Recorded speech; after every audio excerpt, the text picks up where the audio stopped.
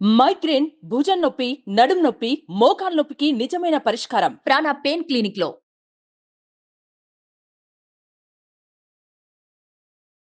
నమస్కారం గురుగారు. నమస్తే అమ్మ. కార్తీక మాసంలో కార్తీక పౌర్ణమి యొక్క విశిష్టత ఏంటి?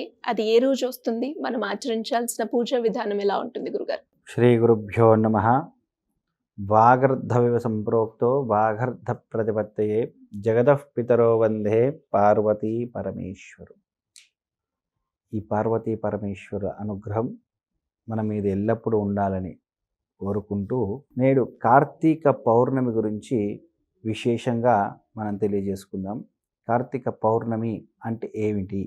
కార్తీక మాసంలో వచ్చే ఒక పౌర్ణమి రోజు మనం ఏ విధంగా పూజించుకోవాలి? ఆ పరమశివునైనా శ్రీ మహావిష్ణువునైనా ప్రతి సమయంలో ప్రతిసారి కూడా శివకేశవులకు భేదం లేదు అని చెబుతూ ఉంటాం. ఇది వాస్తవం. శివుడికైనా కేశవుడికైనా చేయవలసిన విధి విధానం ఏమిటి? కార్తీక పౌర్ణమి రోజు ఎలాంటి దానాలు చేయాలి? ఆ రోజు దానం చేస్తే దానం చేస్తే ఏం ఫలితం వస్తుంది? ఎందుకు దానం చేస్తారు అసలు? ఈ విధమైన ప్రశ్నలు అందరికీ ఉన్నాయి. కార్తీక పౌర్ణమి రోజున మనం ఉదయాన్నే సూర్యోదయానికి పూర్వమే నిద్రలేచి కాలకృత్యాలు నెరవేర్చుకొని స్నానం అనుష్ఠానం చేసుకొని మనం ముందుగా మన ఇంటి పరివారాన్ని పరిశుభ్రం చేసుకొని ఇంటిలో దేవాలయంలో ఇంట్లో ఒక పూజా మందిరంలో శుద్ధి చేసుకొని దీపారాధన చేసుకున్న పిమ్మట కొంతమంది ఇంటికి పురోహితుని పిలిపించుకొని దానాలు ఇస్తూ ఉంటారు, లేదా వారు స్వయంగా దేవాలయానికి వెళ్ళి దానం చేస్తూ ఉంటారు. ఈ కార్తీక పౌర్ణమిలో చేయవలసిన విధి విధానం ఏమిటి అంటే, ఇంట్లో చేయదలుచుకున్న వాళ్ళు దేవాలయానికి వెళ్ళలేని పరిస్థితిలో ఉన్నారు, పెద్దవాళ్ళు ఉన్నారు, మా అందరికీ ఉపయోగపడే విధంగా బ్రాహ్మణుని ఆహ్వానించి చేసుకుందామని అనుకుంటే మట్టుకు మంచి పురోహితుని ఆహ్వానం చేసుకొని ఇంట్లో దేవాలయంలో మంటపాన్ని ఏర్పాటు చేసుకొని పసుపుతో అలికి దానిలో పద్మాకారంలో ముగ్గు వేయాలి. వేసిన తర్వాత ఆ పద్మాకారం మీద ఒక పీట ఉంచి పీట మీద పసుపుతో వినాయకుడిని చేసి గణపతి పూజ చేసుకోవాలి. పురోహితుల వారు వస్తారు కాబట్టి గణపతి పూజ చేయించుకొని, అదేవిధంగా సాలగ్రామ మన ఇంట్లో ఉంటే సరిపోతుంది, లేదా పురోహితుల వారికి చెప్పి తెప్పించుకొని సాలగ్రామకు షోడశోపచార పూజ చేసుకొని వినాయకుని పూజ అయిపోయిన పిమ్మట దీపారాధన చేసుకొని పూజ చేసుకొని ఒక వీలుంటే శక్తి కొలది వెండి పాత్రలో బియ్యం పోసి దాంట్లో ఉసిరికాయ తీసుకొని పైన కొద్దిగా కట్ చేసుకొని వత్తిని వేసి స్వచ్ఛమైన ఆవు నెయ్యితో దీపం వెలిగించి ఆ దీపాన్ని దానం ఇవ్వాలి. ఏ విధంగా? సత్కర్మలు కార్తీక మాస శుభ సంకల్పిత పూర్వోక్త ఏవంగుణ విశేషణ విశిష్టాయాం శుభాతితో మద్గృహే లక్ష్మీ కటాక్ష ఫలసిద్ధ్యర్థేన ఆయురారోగ్యత ఐశ్వర్యం అని సంకల్పించుకొని మనకు అష్టైశ్వర్యాలు ఆరోగ్యము సిద్ధి కలగాలి అని ప్రార్థించి ఆ ధాత్రి నారాయణ స్వామిని దామోదరుణ్ణి ప్రార్థన చేసుకొని, ఆ ఉసిరిక విష్ణు స్వరూపం ధాత్రి నారాయణుడు కనుక దీపం వచ్చేసి లక్ష్మీ స్వరూపం. లక్ష్మీనారాయణుని స్వయంగా ప్రత్యక్షంగా ఆ పురోహితుల వారికి గురువు గారు అంటే బ్రహ్మతో సమానం, బ్రహ్మగారు అంటాం, వారికి దానం చేస్తున్నాము అని సంకల్పించుకొని మనం ఏ విధమైన కోరికలున్నా మనస్సులో ఏ విధమైన కోరికలున్నా మనస్సంకల్పిత పూర్వోక్తంగా అర్చన చేసిన పిమ్మట ఆ ఒక బ్రాహ్మణోత్తమునికి దానం ఇవ్వాలి. ఇది ఒక పద్ధతి. వెండి పాత్ర, మరి ఒక పాత్ర తీసుకొని సాలగ్రామం దాంట్లో బియ్యం పోసి సాలగ్రామం పెట్టి సాలగ్రామం కూడా దానం చేసుకోవాలి. విశేషంగా మన ఇంట్లో సాలగ్రామాలు ఉండవు, చాలామంది ఇండ్లలో బ్రాహ్మణ ఇంట్లో ఉంటాయి, లేదా దేవాలయంలో ఉంటాయి సాలగ్రామాలు. ఎందుకు మన ఇంట్లో పెట్టుకుంటే సాక్షాత్ సాలగ్రామలో విష్ణువు కొలువై ఉన్నారు. శ్రీ మహావిష్ణువు సాలగ్రామలోనే కొలువై. ఇది ఎక్కడ పడితే అక్కడ దొరికే సాలగ్రామాలు కావు. నేపాల్ ప్రాంతంలో గండకీ నదీ తీరాన ఈ సాలగ్రామాలు అనేటివి ఉంటాయి. ఆ సాలగ్రామాలు విశేషంగా ఎల్లవేళలా ఆ స్వామి నిరంతరం అందులోనే ఉంటారు. వాటికి సాలగ్రామాలకు షోడశోపచారాలు, ఆవాహనాది కార్యక్రమాలు కాకుండా శుచిగా పూజ చేసుకోవచ్చు. మన ఇంట్లో శుచి, శుభ్రత ఉండవు. ప్రతి అందరి ఇళ్ళలో మన వంటకాలు కూడా అన్నీ ఉండవు. వేరే విధంగా వండుతూ ఉంటారు కనుక ఇవి ఉండవు. కనుక బ్రాహ్మలే తీసుకొని వచ్చి ఆ రోజు మనం శుచిగా ఉండి ఇంట్లో ఆ సాలగ్రామని పూజ చేసుకొని స్వామికి దానం చేస్తాం. ఎందుకంటే మళ్ళీ మనం చేయలేం.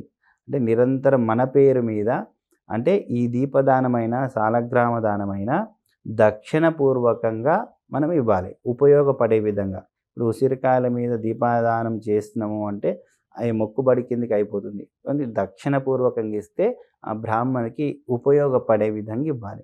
వస్త్రదానం, పట్టు వస్త్రాలు కానీ, అతనికి ఇష్టమైన వస్త్రాలు ఏవైనా ఉన్నా తెలుసుకొని ఏం ఇవ్వమంటారు గురువుగారు, లేదా మనకు తోచిన వస్త్రాన్ని ధోతి, పంచ, షెల్ల ఇలాంటివి దానం చేయొచ్చు. దాని మీద కూడా కొద్దిపాటి దక్షిణ తాంబూలాలను పెట్టి ఇవ్వాలి.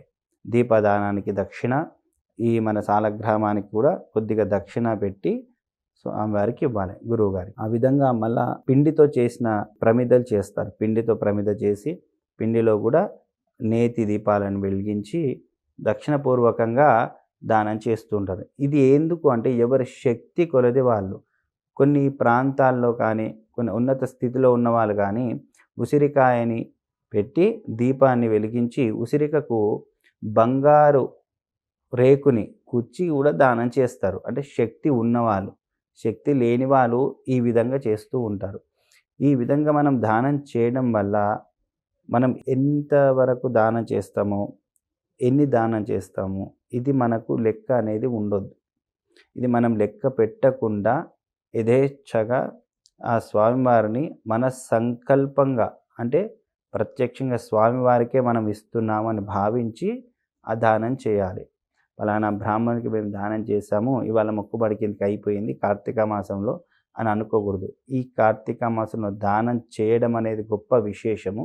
మనకు శక్తి కలగాలి.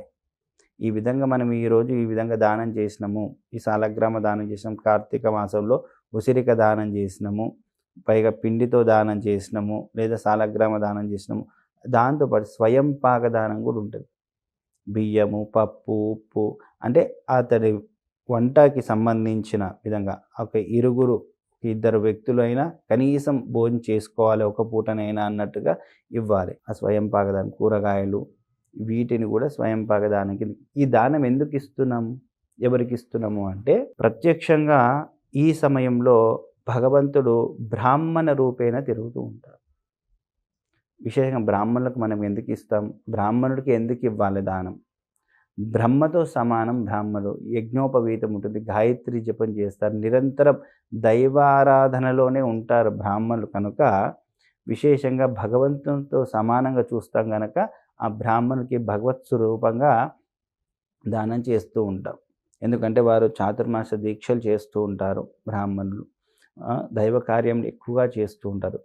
పుణ్యం కలుగుతుంది అనే కాకుండా పాప విముక్తి కలగాలి, మనం చేసిన పుణ్యము పోవాలనే కోరుకోవాలి ప్రతి వ్యక్తి. ఇప్పుడు పశుపక్షాదులు ఉన్నాయి, వాటి పని ఏమిటి? ఏదైనా ఆహారం దొరికితే తినాలి, పిల్లల్ని చూసుకోవాలి, అంతవరకే ఉంటుంది. సంపాదన లేదు వాటికి. ఆహారం ఎక్కడి నుంచి వస్తుంది? భగవత్ కృపా కటాక్షాల వల్లనే వాటికి ఆహారం లభిస్తుంది. అదేవిధంగా వాటి విధంగానే మనం కోరుకోవాలి. ఏంటంటే నాకు ధనధాన్యాలు, నువ్వు ఏది కోరుకుంటే అది ఈ స్వామి, నేనే నీవు, నీవే నేను అనుకున్నప్పుడు, మమేకమైనప్పుడు స్వామిని కోరుకోవాల్సిన విశేషంగా ఏంటంటే కోరికలు కాదు. ప్రతి ఒక్కరు ఇక మన కోరికలకు అంతు ఉండదు. మానవాళికి కోరికలకు అంతే ఉండదు. ఎంతైనా కోరుకుంటారు, ఎంతవరకైనా. కానీ భగవంతుడు మనకి ఇచ్చేదే ఇస్తాడు. కనుక మనం ప్రతిసారి పొరపాటు ఎక్కడ చేస్తున్నామంటే, మనం దానం చేసేటప్పుడు ఈ విధంగా ఉండాలి. ప్రతి వ్యక్తి, పెద్దవాళ్ళందరూ ఏం చేస్తుంటారు, మేము చూస్తూనే ఉంటాం కదా, పంతులు గారు మా అబ్బాయి అండి వివాహం అవ్వట్లేదు, దీవించండి, మా అమ్మాయి ఆరోగ్యం బాగాలేదు, మా పిల్లలు అండి వీళ్ళకు పిల్లలు కలగలేదు. ఈ విశేషంగా ఇవేవి చెప్పుకోవద్దు మనం. ప్రధానమైన విశేషం వాళ్ళు కల్పించేటివి కావు. మన కర్మానుసారేణ మనకు లభిస్తూ ఉంటుంది. ఇది ఏంటంటే ఇట్లా అవ్వట్లేదు, వివాహం అవ్వట్లేదు అనేది అంటే వీళ్ళకు జాతక రీత్యా ఏమున్నది, పూర్వజన్మ సుకృతంలో ఏం జరిగింది, ఇప్పుడు ఏ సమయంలో జరగబోతుంది, ఏ సమయంలో వివాహం జరుగుతుంది, జాతక పరిశీలన చేసుకోండి ఫస్ట్. మరి కోరగానే ఇచ్చేయడానికి కర్మ అనేది ఒకటి ఉంటుంది. మన కర్మానుసారేనానే ప్రతీది జరుగుతుంది. కర్మ లేనిది ఏది జరగదు. క్రియ మనం కర్మ చేస్తూ ఉండాలి. భగవంతుని నిరంతరం ఆరాధనలోనే ఉండాలి. భగవత్ కృపా కటాక్షాలను మన మీద ఉండాలని కోరుకోవాలి. కానీ ఈ కోరికలను అనేది చెప్పుకోకూడదు. భగవంతుడు అందుకే చెప్తారు ప్రతి పురాణంలో కానీ ఏ విషయంలో కానీ, కోరిక నువ్వు కోరకు, నీకు ఇవ్వవలసిన సమయంలో నీకు నేను ఇస్తా అని భగవంతుడు చెప్పిండు. కానీ అది ఏ విధంగా దక్కుతుంది, ఏ సమయంలో దక్కుతుందని నీ జాతక పరిశీలన చేసుకోవాలి. కాబట్టి ఈ కార్తీక మాసంలో నదీ స్నానం చాలా విశేషం. ఈ నదీ స్నానాలు చేయలేని పరిస్థితిలో ఉన్నవాళ్ళు కూడా మనం ఇంట్లో నీళ్ళు, చల్లి నీళ్ళైనా సరే, కొంచెం ఆరోగ్యం స్థిమితంగా లేనప్పుడు కొంచెం గోరువెచ్చని నీళ్ళు పెట్టుకుంటారు. దాంట్లో ఉసిరికకాయని 1 గంట నానబెట్టాలి. ఉసిరికకాయ నానబెట్టిన తర్వాత దాంట్లో చేయి పెట్టి గంగాది సర్వతీర్థేభ్య అని నమస్కారం చేసుకొని మంత్రం చెప్పాలి. గంగే చ యమునే చైవ గోదావరి సరస్వతి నర్మదే సింధు కావేరి జలేస్మిన్ సన్నిధిం కురు. అంటే ఈ నదీ తీరాలని ఈ జలాలకి ఆవాహనం చేసుకుంటున్నాం. చేసుకొని వాటితో స్నానం చేస్తే అన్ని నదుల్లో స్నానం చేసినంత ఫలితాన్ని మనకు లభిస్తుంది.